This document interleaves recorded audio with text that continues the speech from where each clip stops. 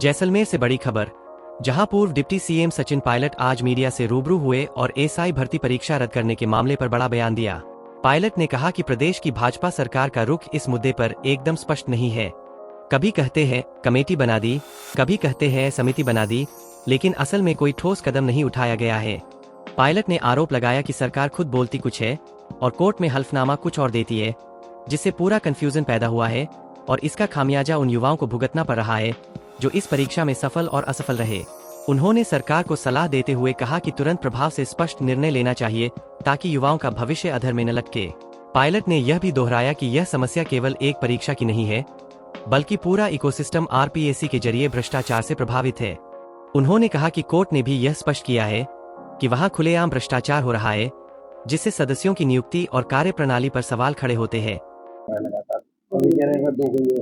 ऐसा है, ये जो सरकार है ये सरकारी कंफ्यूज है। इस सरकार को मालूम ही नहीं है कि क्या कदम कब उठाना है।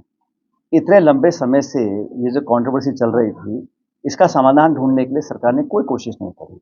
कमेटी बना दी, समिति बना दी, समिति की रिपोर्ट आ गई, मंत्री कुछ बोलते हैं, ब्यूरोक्रेट्स कुछ बोलते हैं, सरकार बोलती कुछ है और कोर्ट में हलफनामा कुछ और देती है। तो कंफ्यूजन जो है सरकार ने पैदा किया हुआ है और इसका नुकसान किसको हो रहा है?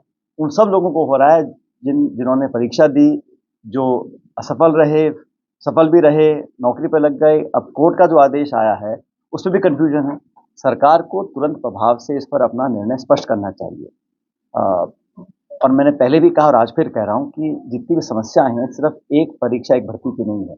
ये जो पूरा इकोसिस्टम है ये आरपीएससी के माध्यम से चालू हुआ और आरपीएससी वो गंगोत्री है जहाँ से परीक्षाएं होती हैं, इंटरव्यूज होते हैं, नौकरी लगती है।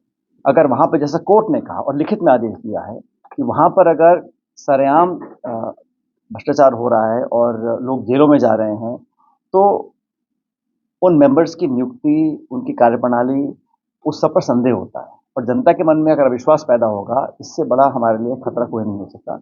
नौजवान लोगों को अगर व्यवस्था के ऊपर, भविष्य के ऊपर सवाल उनके जहन में उठेंगे तो ये अच्छा संकेत नहीं है।